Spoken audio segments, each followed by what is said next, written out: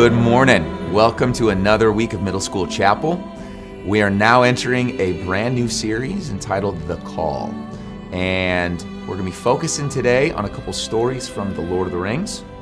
And it's taken me 8 weeks to get here. I get it. I'm surprised anyone took that long, but let's get into it. I know at least one person is going to be pumped. Dean. Congrats. Lord of the Rings time. So, I want to show you a map of Middle-earth so you have a little bit of a context for what we're seeing. Look at the south of the map. You can see a couple countries, Rohan, Gondor. They're stacked on top of each other. And just to the east of those lies a kingdom called Mordor.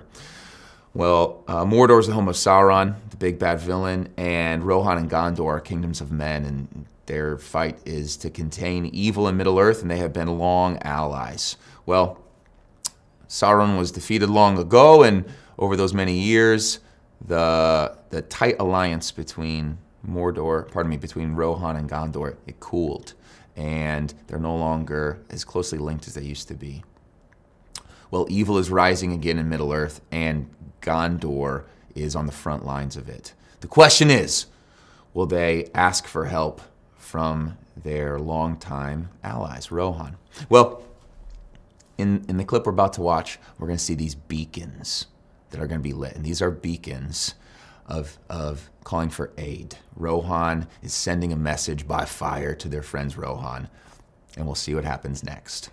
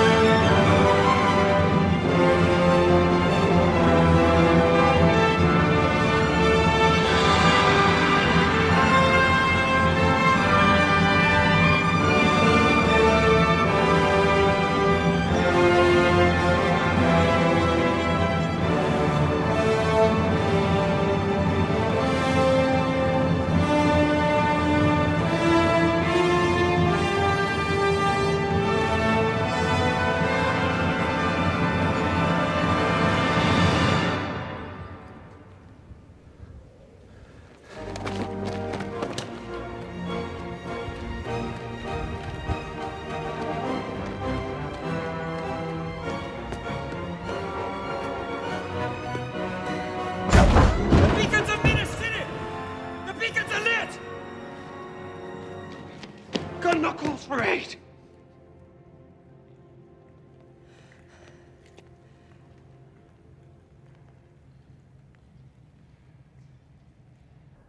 As you saw, when posed with the question, will Rohan respond? Will they send help to Gondor.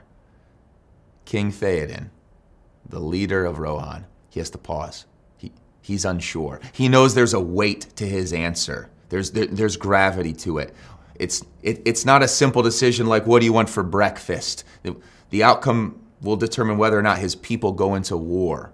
And surely he'll lose all sorts of men, friends along the way. He himself may die. The cost is great, and his answer is important. And so he pauses and considers that. Spoiler alert. He says they will answer the call. And Rohan rides into battle. Now, how do we know that Rohan is a good, strong ally of Gondor? Is it because of what Theoden says? Is it because he says, we are going to fight? Or is it because of what he does? And I would say we see proof of this friendship. We see proof of his faithfulness because of what they do. Check out this next clip.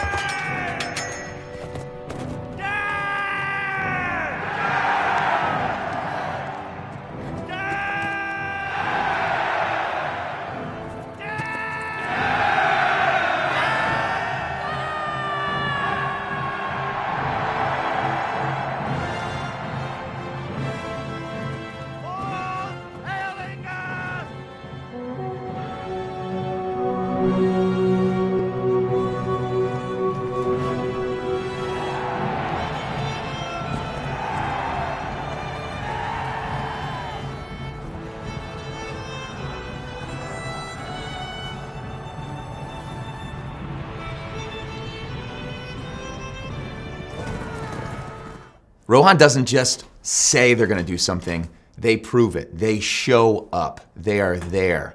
The men have gotten on their horses.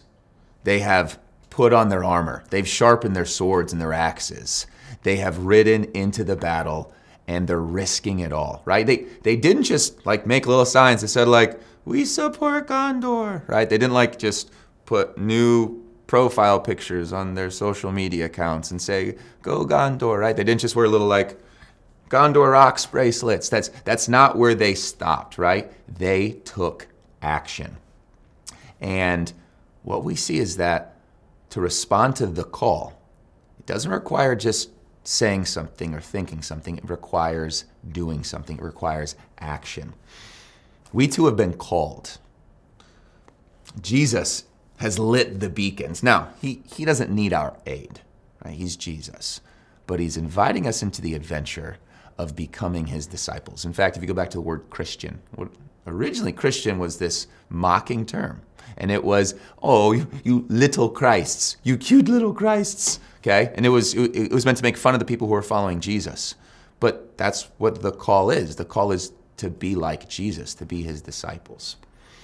And when we look at Matthew 16, 24 and 25, we have a really good picture of what it is that we're being called into. Then Jesus said to his disciples, whoever wants to be my disciple must deny themselves and take up their cross and follow me. For whoever wants to save their life will lose it, but whoever loses their life for me will find it. Now I want you to pay attention to a couple words in there. Whoever wants to be my disciple must deny themselves and take up their cross and follow me. Those are all action words. Those words require doing, right? Jesus isn't seeking people who are like, yeah, like, I agree with your principles, Jesus. That's not what he wants. Like, he's looking for people who are going to do the things, not talk. He's looking for doers. Faith demands action, right? This is what we know about the calling of Christ. To follow him means to obey him. And we see what Jesus thinks about people who merely listen. Luke 6:46, Jesus says, why do you call me Lord, Lord, and not do what I tell you? Right? Like the word Lord means ruler. It means master. It means if you say it, I'm doing it. Okay? Probably not many in this room have seen the movie Princess Bride, but there's this great line in there, right? You keep using that word. I don't think you know what it means. When people call Jesus Lord, but then don't do what he says, I think all we can conclude is they don't know what the word Lord means. If we're going to answer the call and make Jesus our Lord and follow him, it means we go where he sends us. We do what he tells us to do. Right? Jesus isn't looking for talkers. Right? He's not looking for people who are just going to wear a WWJD bracelet, but then never really ask, what would Jesus have me do? Right? He's not just looking for people who are going to wear, a cross on a necklace, but not really think about the Christ on that cross. Right? He doesn't want people just are going to wear merch from the cool worship concert they were at and be more enamored by the singer than the one we're singing about. Right? He's not looking for people who go, oh, wow, like my Bible's right on my shelf where I left it, 7 years ago where my grandparents gave it to me, like, ooh, mint condition. Jesus is calling us to follow him, not to agree, not to talk, not to think, to do. And if we're going to be invited into this great adventure, not only do I want us to say yes, but I want us to be like Theoden in that clip. To say yes means something. We can't say it flippantly. We can't just be like, sure, I'm in, let's do it, I'm on board. Like, there's a cost. And in these next couple weeks, we're going to look at, well, what does it cost to say yes? Make no mistake, I think saying yes is the best path we have in front of us. And it's a simple yes, but it's not an easy yes. So buckle up. Great days ahead. Thanks for coming today. We'll see you later.